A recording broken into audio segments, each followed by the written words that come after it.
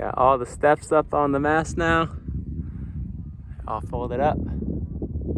Of course, the deck is now covered in shards of aluminum, but those will wash away over time, and they'll just toughen up my feet a little bit until then. All right, we're heading back out under the bridge, out into the Gulf. Looking at about a 15-hour passage.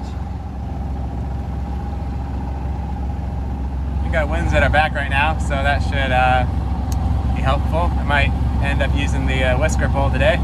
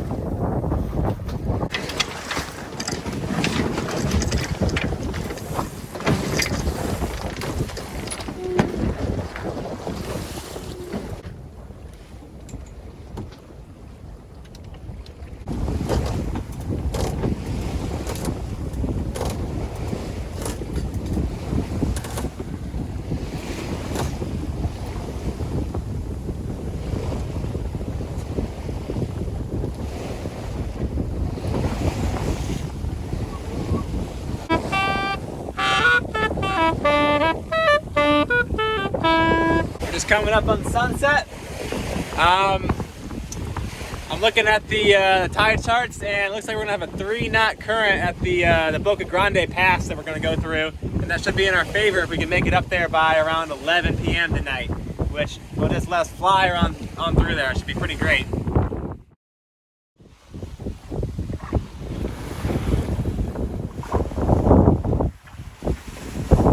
There's that super moon. Super duper moon. So the wind just switched straight on our nose now, so it looks like we're not going to make it up with the current to be with us. It's going to take us a little bit longer, and then the current will be against us, so that'll be more of a challenge. I just did a tack at night, and I don't know, it was just for some reason I don't think I have my sea legs yet. It was just really challenging to get the wind vane set up. It took me, I did 2 circles. I mean, the tack went smooth. It was just getting that course adjusted. The wind died last night, so I decided to drop the sails and just drift overnight. But it feels like there's a little bit of breeze. I think maybe I'll pull them back up and start sailing. All right, we're sailing this morning. Pretty slowly, but we're moving. And let's see, wind vane looks like it's steering us okay now. I put a lead weight in this bag to kind of keep the tiller from riding up and flackening the lines. That seems to be working pretty well. I'll have to find a better bag than this grocery bag. Looks like we drifted about 3 miles away from where we were trying to go last night, but we're making up that progress, looks like, pretty quickly. And the wind should shift to be a better direction in a couple hours. All right, we're cruising in. We got the sails wing on wing. Seems to be holding up pretty well. Got the wind vane steering still. It likes this course. The wind velocities have been changing a lot, which is kind of, the wind vane has trouble with it. With the boat speeding up and slowing down, it changes the relative wind, but it does good on the downwind, wing on wing course, because the relative wind is always behind you. Really need to add a preventer for the main though. That will be the next project once I get back.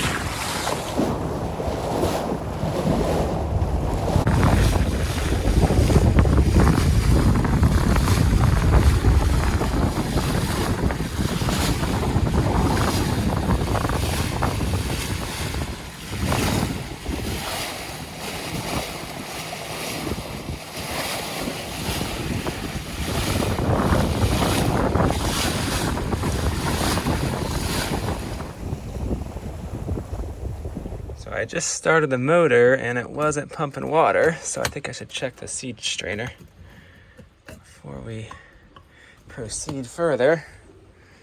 There's not really anything stuck in there. Just clean it out and try again, I guess. Let's tighten that back up. I just dove down to look at the through-hole strainer on the outside of the boat, and there's a few barnacles on it, but it didn't look too bad. I don't know why there's not water coming out of the exhaust. I guess I'll check the raw water pump next. I just changed this impeller pretty recently, so I don't think that could be it, but I think it's worth a look.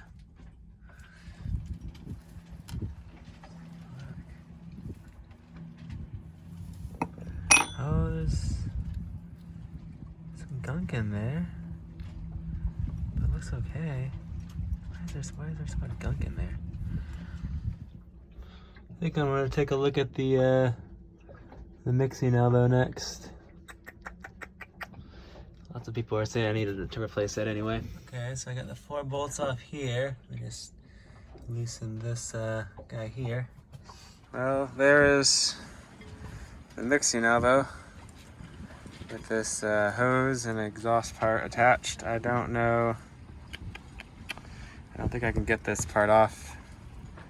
I'll give it a try. Maybe I'll just pour water through here and see if it's clogged. Okay, so I couldn't get these disconnected right now, but I poured water down here and it seems to go through there just fine. So I don't think that's the problem. I guess maybe the next step is to see if I could pump water through the heat exchanger.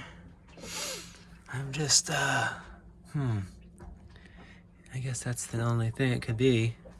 Your hose, so I'm gonna pour water through here. And I hooked up another short little hose. And then I go to my bucket. I'll see if I can get water to pass through here.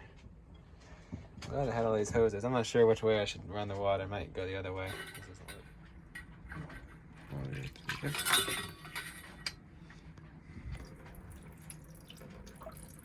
Okay, so seems to have no trouble. Water going through there, that flows real freely. Clean it out. Well, I guess that rules out that stuff. So I don't know how this guy works. And maybe there's a kink. Maybe there's a kink in the exhaust. Let's go check that out. Let's get up here. Looks like a clean path. Well, I guess I can try one more time to start it. Probably running out of battery. I wish my friggin' solar charge controller died already. Only 6 days it lasted. It's supposed to be a good one. So mad. So mad about that thing.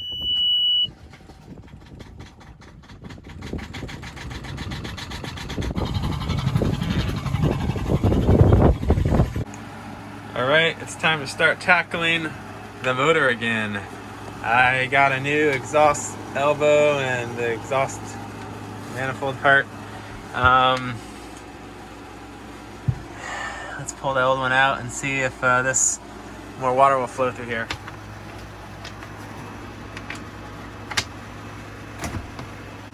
There we go.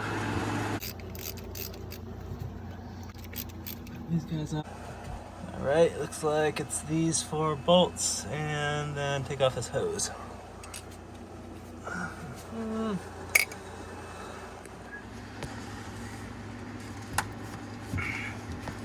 Come on, you. Yeah, let's just spill that nasty water everywhere. It's dirty. Okay, I gotta reuse this hose. I gotta get that off.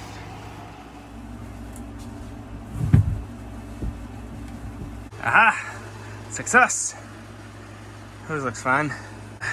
Let's see how this... there's definitely some flow restriction going on in there. Not completely clogged though. We got a new gasket. This whole thing cost me $300, so I'm really hoping it works. All right, now to get this thing bolted up. Go the Inmar. Well, at the very least, it sure looks a lot better. I think all that's left is to go fire it up and see if it works. I love having pressurized water.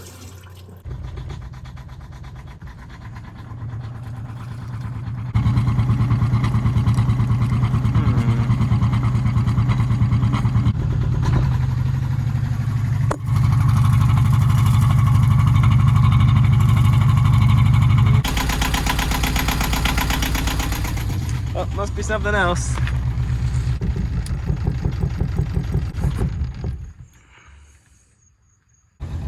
Well, this is great. The exhaust just started pumping water. Again, much better when I turned it on this go.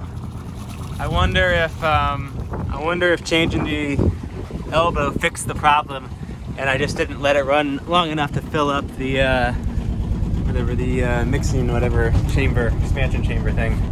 I'm still not 100% sure that solved the problem. It doesn't seem to flow quite as well as it used to, and it seems to take a while before it starts pumping water, which I'm not sure if that's normal. Let me know if anyone has any ideas, or if maybe I'm just overreacting. The motor doesn't seem to be getting overheated or anything. It's just I'd like to see the water flowing a little better if it's supposed to. It did fine on the way to the keys. I don't try not to use it a whole lot, but I mean, I just run it enough to kind of keep it in good shape. I think the next thing will be for me to edit my my trip down to the Keys video, and I got a lot of footage for that, so I think it might be a longer video, or I might split it up into 2 or 3 parts. Let me know if anyone has any recommendations about the best route to go, but I got some cool drone footage and some underwater footage, and it was a lot of fun. I would have liked to spend a little bit more time there, but I'll be back there again probably in a few more weeks.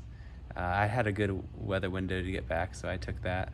I made incredible time on the way back.